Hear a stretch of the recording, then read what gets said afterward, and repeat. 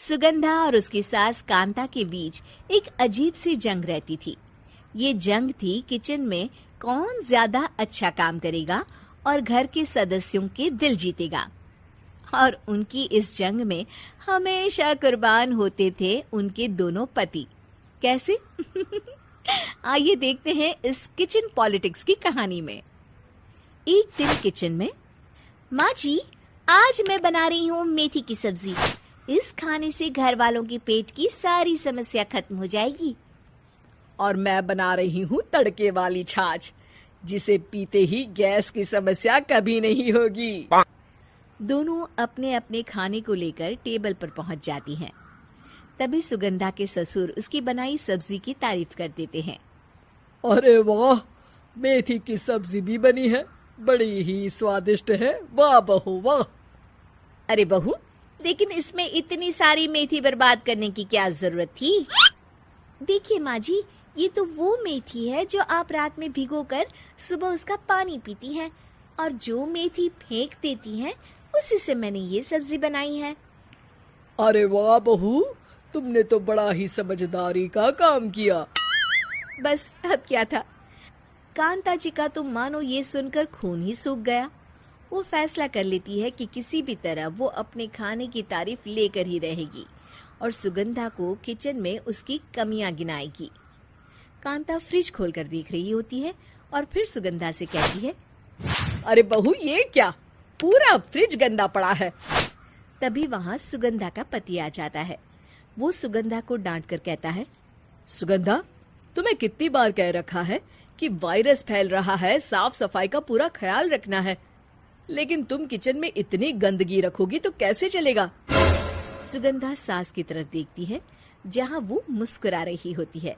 सुगंधा समझ जाती है कि सास ने उससे बदला लेने के लिए ये सब किया है। दोनों रात के खाने की तैयारी में लग जाती हैं। दोनों ना एक दूसरे की तरफ देखती हैं और ना ही एक दूसरे से बातें करती हैं। रात को खाने की टेबल पर एक एक कर दोनों कई तरह के अलग अलग व्यंजन टेबल पर लगा देती हैं और अपने अपने पति के पास जाकर खड़ी हो जाती हैं। अरे खाइए जी खाइए, मैंने बड़ी मेहनत से बनाया है। प्लेट में वो खाना डालती हैं।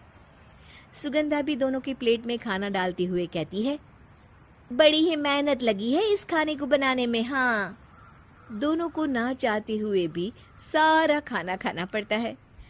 कहीं दही तो कहीं मलाई तो कहीं मसाला। और इन सब के बाद दोनों बड़ी ही मुश्किल से अपने कमरे में सोने जाते हैं।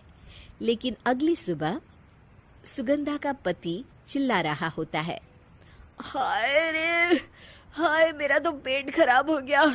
हाय माँ, बहुत दर्द हो रहा है। तो वहीं कांता के कमरे से भी कुछ ऐसी ही आवाज आने लगती है।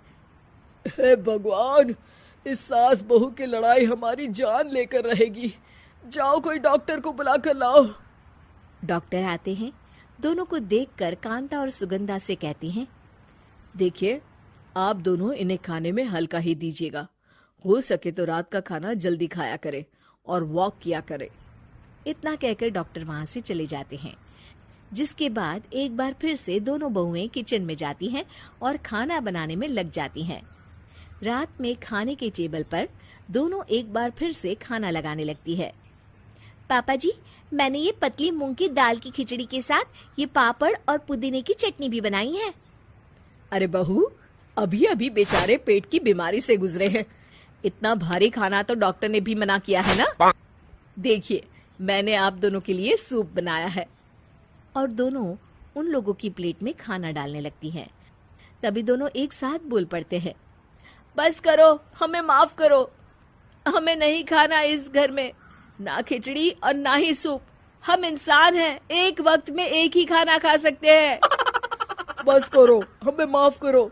हमें नहीं खाना इस घर में, ना खिचड़ी और ना ही सूप। हम इंसान हैं, एक वक्त में एक ही खाना खा सकते हैं। इतना कहकर वो दोनों वहां से चले जाते हैं। कहानी का अंत। आप लोग उम्मीद कर रहे होंगे कि अंत में सब ठीक हो जाएगा। नहीं जनाब, अगर सास बहू के बीच सब ठीक हो जाए तो आप ये सीरीज देखे ही क्यों? तो मजा लीजिए इस चैनल में सास बहू से जुड़ी कहानियों का, क्योंकि ये ऐसा रिश्ता है जिसकी मिठास उसकी खटास में हमेशा ज्यादा ही रहती है।